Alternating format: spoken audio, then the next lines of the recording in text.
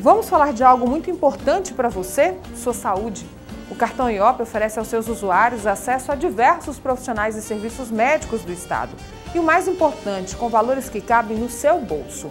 Entre os procedimentos, você pode realizar consultas, exames, tratamentos, internações, cirurgias e até mesmo o uso de UTI móvel no Tocantins. Além disso, o cartão IOP tem convênios com farmácias, óticas, academias e muito mais. O cartão IOP não é um plano de saúde nem um sistema de fidelidade. Para mais informações, vá ao posto de atendimento mais próximo de você, ligue 3219-1919 ou acesse o site cartãoiop.com.br. Cartão IOP, sua saúde em primeiro lugar.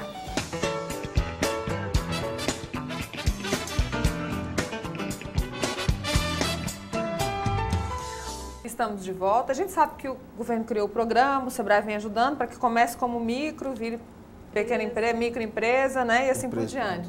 Mas não é um caminhozinho fácil não, né, Tude? Tem que ter uma visãozinha geral aí dessa... Johnny também pode dizer que né? Posso dizer, com certeza que não é assim, não é o caminho mais difícil do mundo, mas também não é o caminho mais fácil do mundo. Né? Como tudo na vida, existe dedicação, existe você se dedicar, se empreender naquilo que se propõe. Então eu achava que eu ia ter facilidade, sabe? Vou ser pessoa jurídica, então vou ter cartão de crédito, vou ter linha de crédito, vou ter cheque, não é bem assim. Mas são facilidades. Né? São facilidades, com certeza. Agora, facilita o pagamento dos Mastercard, Johnny, para tantos outros, né? Seguirem. O que é mais importante, na sua opinião? Então, eu acredito que para qualquer profissional, e principalmente para o profissional do MEI, primeiro ele tem que definir o que ele quer, onde ele quer chegar, quais são os objetivos a longo prazo. Para que eu levanto todos os dias de manhã para ir trabalhar? Para chegar aonde? A partir do momento que eu consigo identificar onde eu quero chegar, quais são os meus objetivos, o quanto eu quero crescer, e eu sempre sugiro que seja um objetivo desafiador, porque a maioria das pessoas tem medo até de traçar um objetivo grande e desafiador. A partir do momento que ele definiu onde ele quer chegar, ele precisa fazer um diagnóstico de como ele está hoje, para chegar lá. Como eu estou hoje? Como está o meu cenário atual? Identificar nesse cenário o que ele precisa desenvolver, principalmente em si mesmo, para conseguir alcançar aquele objetivo. Fazer um planejamento, um belo planejamento, pensando nos passos que ele vai ter que galgar, caminhar para chegar no seu objetivo. Mas, principalmente, identificar o preço que ele vai pagar. Porque para toda decisão, para todo ganho, existe um preço a se pagar. É verdade. E eu tenho visto que a maioria, mais de 90% das pessoas desistem dos seus objetivos e dos seus sonhos, porque elas não têm clareza do ponto que precisa, o preço a se pagar, e na primeira, ou na segunda, ou na terceira, ou na 10ª dificuldade, ela desiste. Eu diria que a maior dificuldade desses profissionais é a indisciplina, né? Aquela velha história, volta lá para o básico. Eu e empresa. O dinheiro entrou, falou, nossa, que tanto de dinheiro, tudo meu. Não. Quem dera, não, né, quem dera fosse tudo meu. Quem me dera fosse tudo meu. Não, é da empresa. Tem todos os... Eu acho que o dia que tiver essa clareza, como você disse, de quem é a empresa, de quem é o Johnny, de quem é o ateliê do Johnny, aí sim, você vai, por exemplo, não, eu ganho tanto, eu trato as minhas finanças, bom, eu trato como... Eu faço o movimento de caixa, eu faço minha comanda, falo, não, quanto que eu ganho? Falo, não, X é meu, X é da empresa. Então, X eu gasto com o que eu quiser. X fica no salão. E aí, para reinvestimento. Se não tem reinvestimento, se não tem conta para pagar, se está tudo certinho, aí eu faço uma retiradazinha básica. E se não tem desenvolvimento pessoal, se não precisa, exatamente, todas essas É. coisas, né? Até porque Que é o básico de uma empresa, né, Marcos? Eu dei uma olhada que é o básico de qualquer empresa. Acho que até o nível de mortalidade das empresas que o Sebrae sempre mede, que ainda continua muito alta, né, Lijanete? De empresas mesmo, não de microempreendedores individuais, é em função disso, né, Marcos? Não se separa o eu da empresa, né? E vira uma contabilidade só. No caso do microempreendedor, ainda tem um agravante que a pessoa física e a jurídica dele não há diferença nos bens patrimoniais. Então, se ele pegar um financiamento, um empréstimo da pessoa jurídica, há uma junção dos bens pessoais. Então, o banco não vai ficar restrito só aos bens que estão no CNPJ, não. Então, se ele tem uma garantia, um carro no CPF dele, o banco vai lá e pega lá. Diferente dos empresários da empresa microempresa e empresa de pequeno porte. Então, mais um benefício para passar por O juiz tem que Mais um fazer, motivo para virar desconsiderar. Mais um motivo. O juiz vai ter que desconsiderar a pessoa jurídica, um processo muito longo para depois aderir aos bens dos sócios. E tem uma coisa muito importante, né, em relação a essa questão de crescimento. O empresário tem que estar ciente que a empresa tem que crescer. Né? Fala assim, mas eu não quero ficar MEI porque eu passo a ser ME, tem mais imposto, tem mais coisa para pagar, é mais... Não, mas a empresa tem que passar pelo processo de crescimento, porque senão a sua maturidade como empresário também não acontece, porque uma coisa está atrelada à outra. Eu tenho crescimento profissional como empresário a partir do momento que também a minha empresa passa a crescer e os desafios da minha empresa são maiores. Então, eu vou crescendo com o desenvolvimento e o acontecimento de cada desafio que eu vou resolvendo no meu dia a dia. E aproveitar. Então, eu tenho que buscar crescimento. A empresa tem que buscar sempre crescimento e buscar sempre a sobrevivência. Perfeito. Isso é E aí, fundamental. aproveitando a sua fala, mais um motivo para esse empresário identificar onde ele quer chegar. Porque se ele não sabe onde quer chegar, aí vem essa falsa imagem de que agora eu vou pagar mais imposto e o meu negócio vai piorar. É melhor que eu fique aqui. Não. Se eu sei onde eu quero chegar, eu começo a ter disposição para pagar esse preço. Exatamente. Uma coisa está, como diz, está tudo atrelada à outra, né? Assim, essa questão de ser MEI, menos imposto, facilidade em pagamento, facilidade em registro, vai complicando, vai ficando complexo, né? Pequena empresa, contadores, toda uma contabilidade, carga tributária diferenciada. E eu tenho que conhecer. O empresário, o grande gargalo maior que também que a gente percebe do empresário é essa falta de conhecimento. O conhecimento em relação a todas as questões que envolvem o seu negócio, principalmente a questão tributária. Porque assim, se eu não tenho esse conhecimento e o meu contador não me auxilia nessa questão de saber em que tributação eu deve estar a minha empresa, às vezes ele está numa tributação pagando muito mais. E sem necessidade, porque é questão de tributação. Ou às vezes ainda e o conhecimento é do contador. E às vezes ele é penalizado. Só então, pode ter um funcionário. E às vezes tem dois e a Receita Federal pune ele e fala assim, agora você vai voltar em janeiro e eu vou cobrar o retroativo. Sem ser MEI. Agora você teria que ter pago em janeiro. É multa e juro. E aí, o papel ele do descobre isso em Quer dizer, outubro. muita gente abriu o MEI no início achando que, não, eu só vou abrir... Eu ouvi pessoas que disseram que abriram o MEI para poder recolher INSS. Vocês terem uma noção da falta de informação, vamos dizer assim, né? E elas podem ser penalizadas pela Receita Federal como qualquer outra empresa. O INSS. No caso do INSS, se os pagamentos mensais estiverem todos pagos, ele está coberto. Ele está coberto pelo auxílio-doença, auxílio...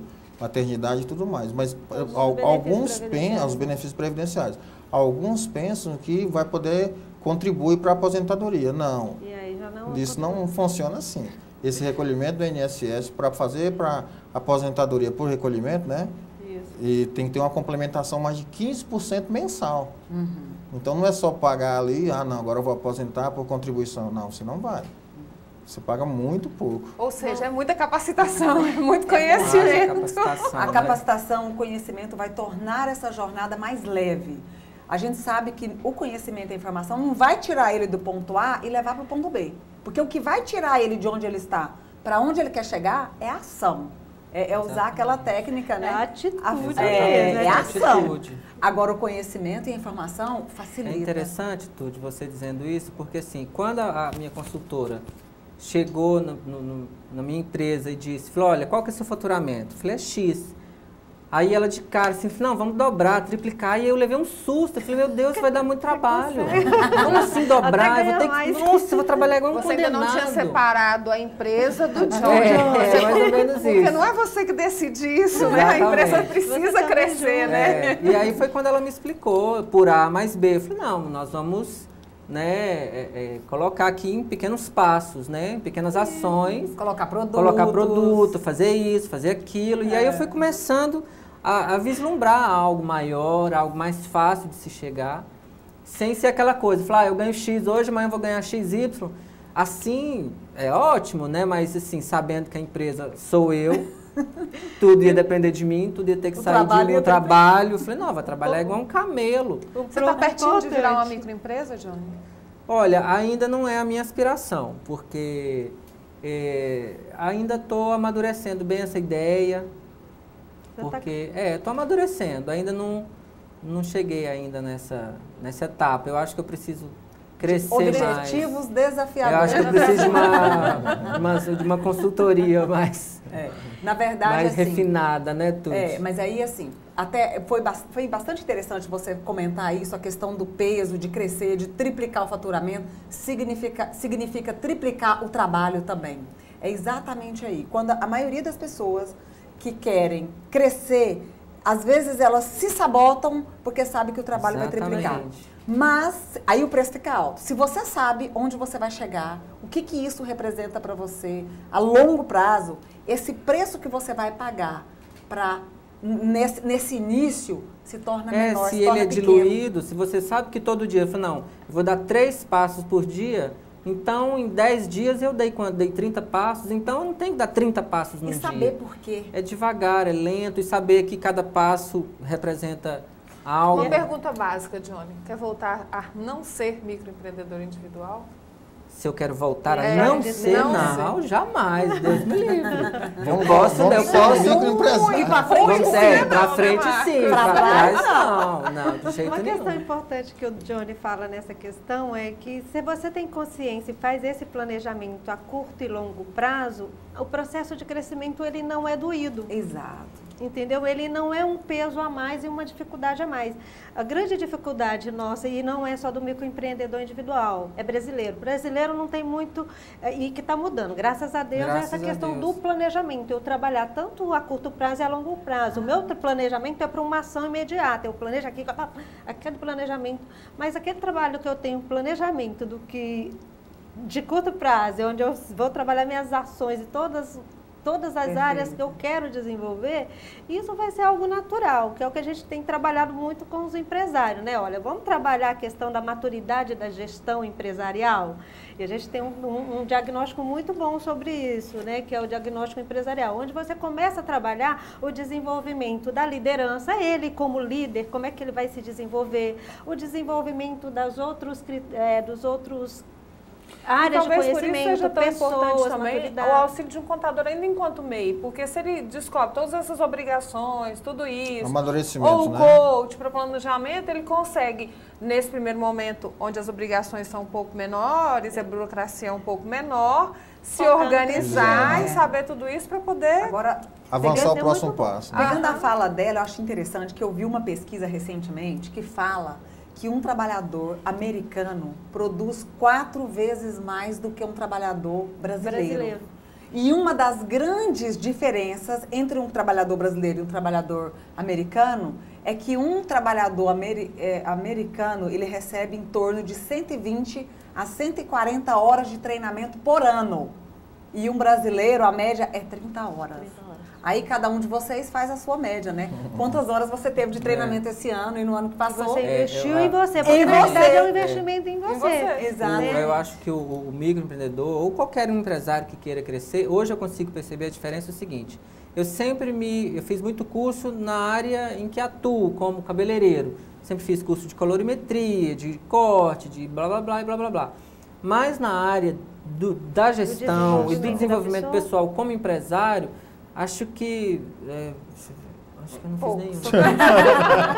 Gente, infelizmente meu tempo acabou. Na hora. A conversa tá ótima. Muito obrigada, Johnny, pela presença. Desejo que seu salão vire uma franquia. Olha, acho que você foi Vamos fazer a contabilidade. Então, Tude, muito obrigada pelas orientações. Olha, quem precisar, procure que Tude é maravilhosa. Janete, obrigada pela presença do Sebrae, pelo trabalho que o Sebrae faz pelo microempreendedor individual. Marcos, obrigada pela sua consultoria, assessoria. Acho que foi fantástico mostrar o quanto é importante também essa parte contábil para o microempreendedor individual. Muito obrigada.